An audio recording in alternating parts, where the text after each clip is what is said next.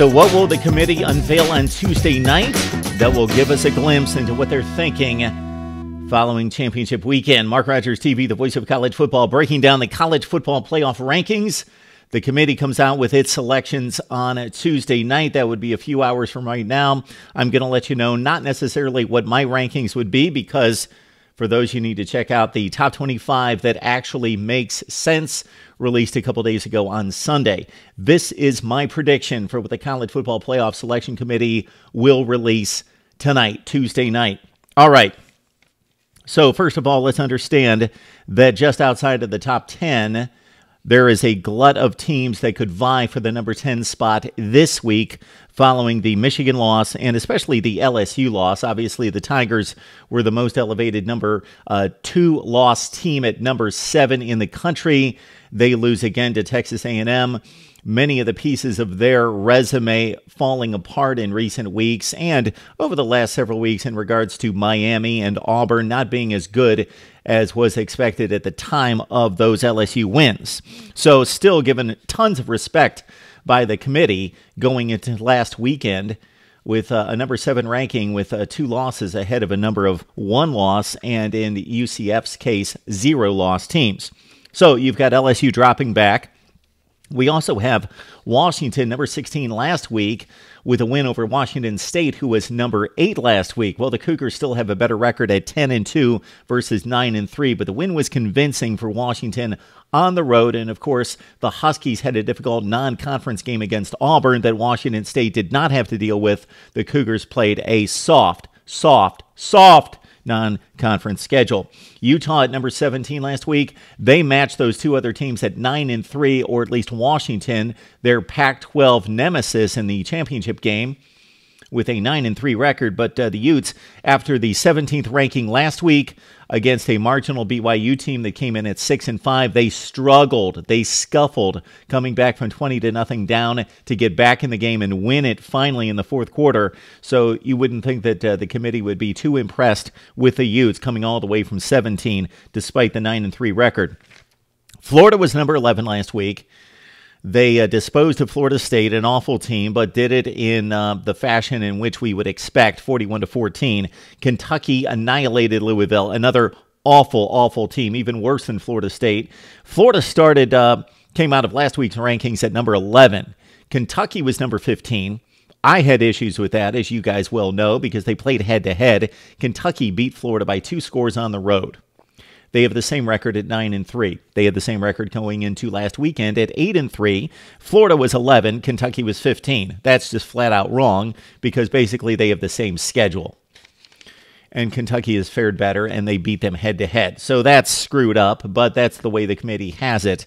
Again, the Gators at 11, the Wildcats at 15, entering last week. So those are the teams that could vie for the 10 position.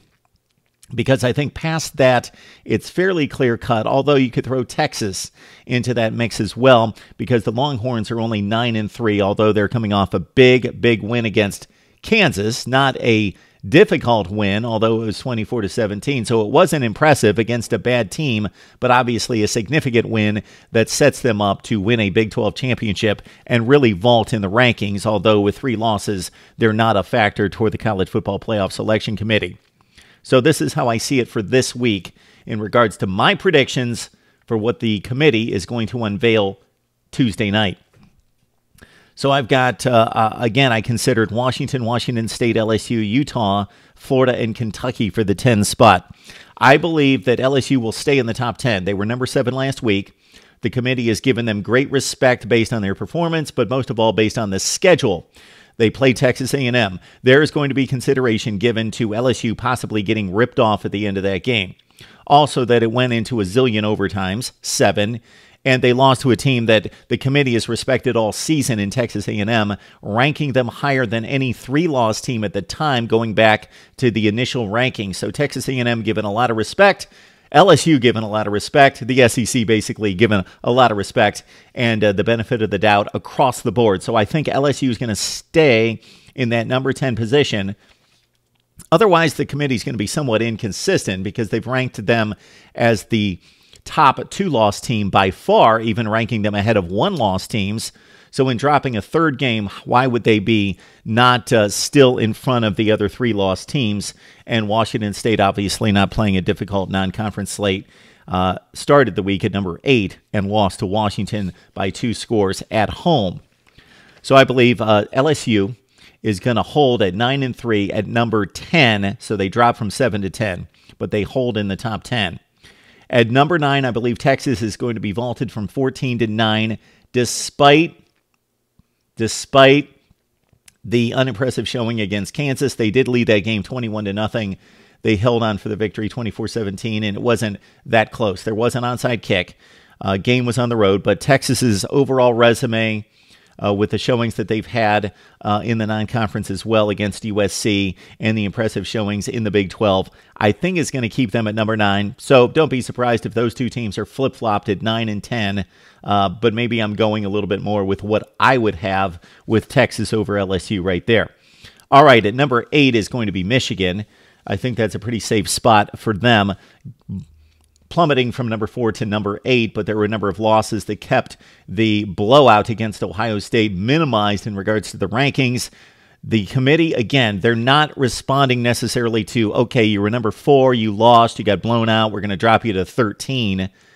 They're not going to react heavily based on one result. Michigan's resume is still exceptional, considering they lost at the undefeated Notre Dame the opening week game by 1 score against the Irish on the road, and then their plethora of meaningful wins, big wins by big scores in dominant fashion. The one letdown is not going to plummet them out of sight. They're going to drop from 4 to 8. UCF gets the bump from 9 to 7, undefeated. And, of course, they lost their quarterback, Mackenzie Milton. So I don't necessarily think that that's something that the playoff committee is going to factor in terms of the rankings week to week. But once there's a decision to be made for a college football playoff position, then they will definitely take that into account, as was talked about in 2014 with Ohio State. But, of course, the Buckeyes proved with a 59-0 win that they were playoff worthy by the committee's process. All right, at number 6, and this is where it gets a bit dicey, but seems to be clear-cut, Oklahoma was at 6 last week. They won on the road, and of course they gave up a zillion points and yardage, but they won on the road against a very quality team in West Virginia, 59-56. So the Buckeyes win in blowout fashion at home against Michigan isn't going to vault them past Oklahoma. The committee still likes Oklahoma over Ohio State. That's very clear. And so if Oklahoma maybe had had a Kansas on its schedule, then you could understand maybe the Ohio State win over Michigan vaulting them. But Oklahoma had a nearly as impressive win in regards to beating a quality team, almost of Michigan standards, in West Virginia. So 2 quality wins. The Buckeyes, they obviously benefit from the LSU loss. Michigan was in front of them. And so they benefit from the Washington State loss as well to vault them 4 spots from 10 to 6. Ohio State at 6, Oklahoma at 5. That should be clear-cut. Again, the committee is looking at a Texas loss by Oklahoma at the gun by a field goal versus Ohio State's awful loss on the road to Purdue 49-20. The Buckeyes play a number 19 ranked team in Northwestern. They probably won't jump much, if at all, because the teams in front of Northwestern all won and won against good opponents. So Northwestern at 19 in the college football playoff rankings last week probably stay right there. West Virginia probably too much of a reach, especially since the Mountaineers played close against Oklahoma for Northwestern to go all the way up and catch West Virginia. They would be the team within sight, within 5 or 6 places in the rankings that lost last week. So Ohio State's going to face a number 19 team in the college football playoff rankings, you would think, this week. Oklahoma facing a Texas team that was 14 last week that will be 9 or 10 most likely this week, unless the committee keeps them behind the likes of Florida and maybe vaults Washington ahead with the win over a number 8 Washington State team. So, again, we've got LSU at 10, Texas at 9, Michigan 8, UCF 7, Ohio State 6, and Oklahoma 5. I could certainly expect and anticipate, the more I look at this, for Texas Texas to be 10, and LSU at 9, respecting the SEC, and both teams with 3 losses, and Texas not coming off an impressive performance against Kansas.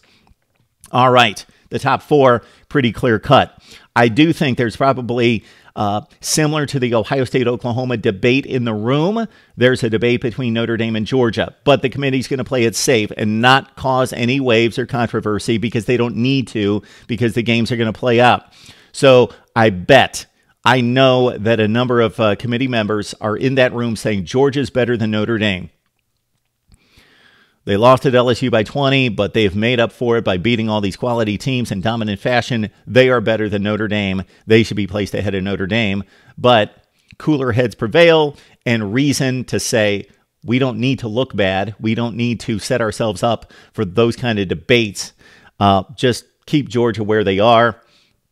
Keep Notre Dame as an undefeated team. We don't have to explain a 1 loss versus a no loss and elevating them higher than Notre Dame. They're playing Alabama. That takes care of itself. Let's not even deal with it.